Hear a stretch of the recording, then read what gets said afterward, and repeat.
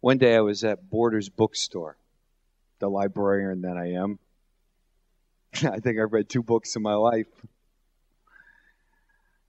But there is a book that I saw that captured my attention.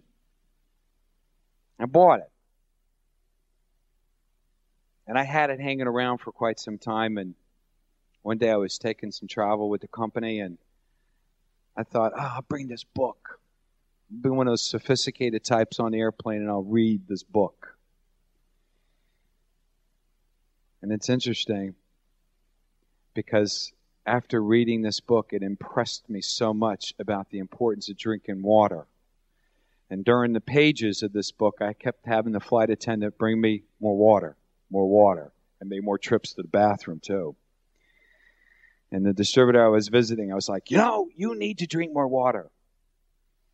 And it's interesting, and I came back to the office here, and for those of you that know me, I've been affectionately known as the water guy. Drink more water. You got to drink water. You have to drink water. Mr. Capadonna would come into his office and it'd be like with a red glass. What is this? This is water. Drink water. You're not drinking enough water. And you see all the executives going out to use the bathroom because they're all drinking water now. And the more I kept reading this book, the more I said, I got to know who this author is. I'm curious to meet this individual. And I just want to read you some credentials so I don't leave anything out. He's a graduate of St. Mary's Medical School of London. He's the author of several books, among them, one of them, Your Body's Many Cries for Water.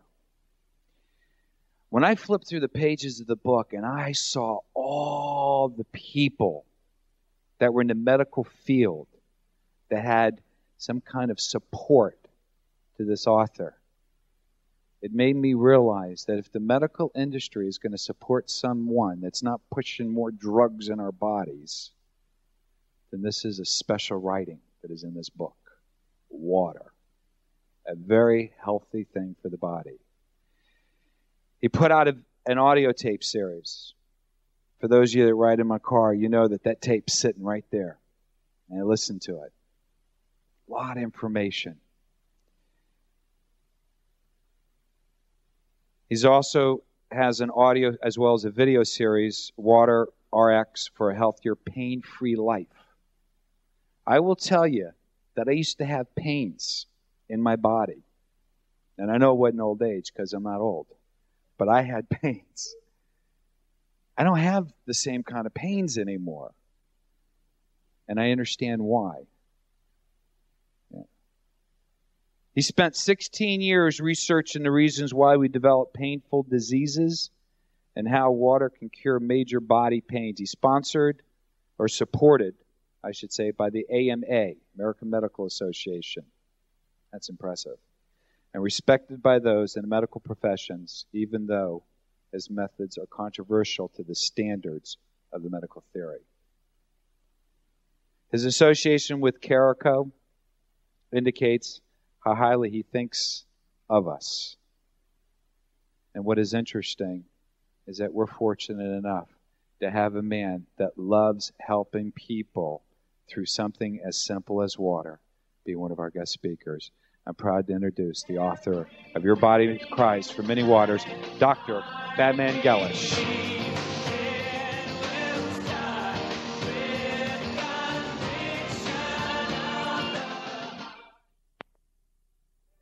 Good morning, ladies and gentlemen. It's a pleasure to be here with you and share with you information that will make every one of you a messenger of health and well-being to the people that you visit, the people that you come across, the people whose lives you will touch because you will teach them that they are not sick, they are thirsty. The greatest tragedy in medical history is the false assumption that dry mouth is a sign of dehydration of the body, the only sign of dehydration. This misconception entered into scientific research at the beginning of the century or towards the end of last century, and it's held on because it's advantageous to the pharmaceutical industry. The body, in order to be able to chew and swallow food, which is a primary function for our physiology, produces ample saliva, even though the rest of the body may be dehydrated. So this misconception that dry mouth is a sign of dehydration of the body has caused really unmeasurable tragedy in our society, has killed millions, hundreds of millions of people from ignorance. That's the foundation to our modern day medicine. At the end of 20th century, we don't know when the human body is thirsty because we've stuck to the idea that dry mouth is the only sign of dehydration. It was my fortunate luck and the happenstance that I discovered water has curative properties. Water relieves pain. The most severe pain that you can imagine, water can relieve when medication would not be able to do that. And this is on top of many years of medical practice. When I discovered this about 18, 19 years ago, and I've stuck to this information and researched it to the point that now, today, I'm an internationally recognized authority in my field.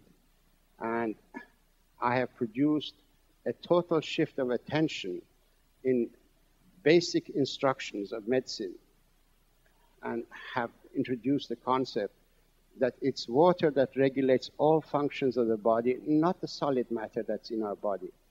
Today, doctors give you this pill, that pill, thinking that they will find some sort of a solid composition that will turn the tide of events in the body and relieve pain and cure pain. Because up to now, we could not in the past cure any disease. We could only treat them.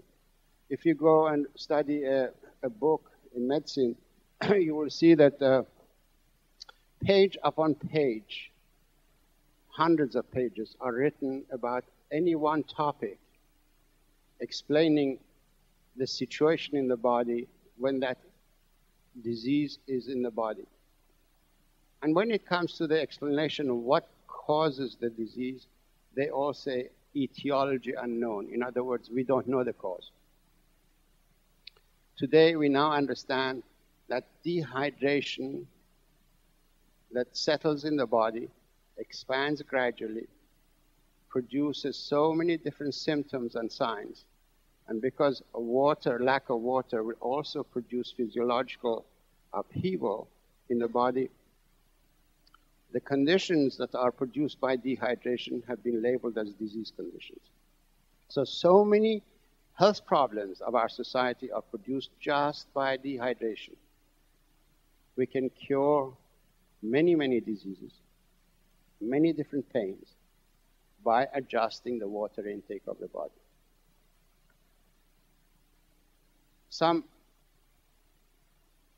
In 1979, as a result of my previous research and publication, I was invited to present at the third Interscience World Conference on Inflammation, a thesis that I have produced, and that histamine, all of you have heard of histamine. Have you heard of histamine? Raise your hands. You've used antihistamines? Raise your hands. Okay, histamine is the main neurotransmitter in the body that is in charge of water regulation and drought management. Water is the only thing that turns off histamine production. So any disease condition that depends on histamine or antihistamine, water can cure. Almost 90% of the medications in the pharmaceutical industry's arsenal of products are either directly or indirectly very strong antihistamines. So when you find painkillers, they're antihistamines. When you find anti-allergy conditions, they're antihistamines. And this is the presentation I made at the World Conference, saying that histamine, the main function of histamine in the body is water regulation. And we should not treat conditions of histamine excess activity with medications or pharmaceutical products. We should only treat them with water. Because when you suppress the signals of dehydration in a body, you don't alter the dehydration. The damage of dehydration will continue. And that's why so many different disease conditions occur throughout the lives of people who are not drinking water, but drinking alternative fluids which don't substitute water in the body. Caffeinated beverages, alcoholic beverages, sodas containing artificial sweeteners, excess fruit juices, they do not substitute water. We need water for the body, and that is what the design of the human body is all about. From water, dependent on water, survives on water, and you cannot replace water with anything. You may hush its cries for water, but you will not alter the course of the disease that is produced by dehydration. The reason why I'm here this morning, the reason why I accepted to come and talk before you, because you are the people who go and make contact with others. You come across people. You can become educators. You can teach people that they're not sick, they're thirsty. And my main concern in this crusade is asthma. Asthma in children. Newsweek has got an article. I recommend you to get this Newsweek and read it. It is May 26, 1997. Life magazine has got an article in the same week about asthma. And the title goes, 50 million Americans with allergies or asthma, now you can take control of your life. Yes, they're right. They can take control of their life, but with water, not with the medication that the articles have been produced because the pharmaceutical industry has advertised 16 or 18 pages of full-page advertising in the magazine. When a child develops asthma, it means dehydration. The human body is composed of water. 85% of the brain is water. Every cell of the brain is 85% water. The rest of the soft tissue cells are 75% water. When you don't drink enough water, the body does not manufacture water from any other source. When you metabolize food, some water is produced, but not to the extent that the body needs. So a child that's developing and it's expanding, every cell of its body requires 75% water before it develops into a new cell and the child could grow. We'll get stunted growth. We'll get mental problems. We'll get emotional problems. We'll get DNA damage and so many different disease conditions produced by dehydration can ensue. So please take this message to people that you meet and explain to them. You can always explain to people very simply.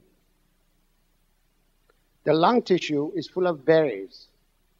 The berries of the lung contain air. Excuse me. Imagine this bunch of grapes, to be a section of the lung tissue.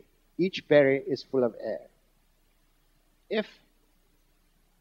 If water doesn't get into the lung tissue, it becomes raisins. You see, the body cannot afford that. So it shuts down the lung tissue, the passageways, so that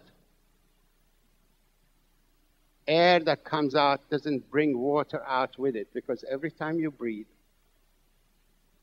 when you breathe out, you bring a lot of water out of the body. Asthma is a state of dehydration that the body has installed or is executing drought management program. The lung evaporate. If you give a person with asthma water, Very simply, water. Give them 2 glasses of water, 3 glasses of water, depending on their size and age. They will not get asthma. If they're in the middle of an attack, you can give them water and a little bit of salt, because another substance which is highly antihistaminic is salt. Because in the human body, there are 2 pools of water or 2 oceans of water. There is the ocean of water that's inside the cells of the body, and then there is the ocean of water that's outside of the cells of the body. When the body becomes dehydrated, the ocean outside is maintained. In other words, water is borrowed from the cells, and it's the ocean outside expands, and from there, water is injected into the cells that are important, such as the brain cell, the liver cell, and so on. When you have asthma, this is a crystalline salt, sea salt. All you need to do is to give a person with asthma 2 glasses of water and put 2 of these grains of salt on their tongue. That acts almost like an inhaler. It aborts an asthma attack. Take this information to the people you meet. I suggest that you read this book, Your Body's Many Cries for Water. I think you can get it from Caraco and thoroughly become knowledgeable about dehydration in the human body and what are the symptoms of dehydration. And then subsequently take this message to the people you meet, and you become the angel of health, good health. And you will be able to share the information that's new in medicine, and medical profession in the commercial system is not going to take this information to the public. It's up to people like you and I to take it to the public. Thank you very much.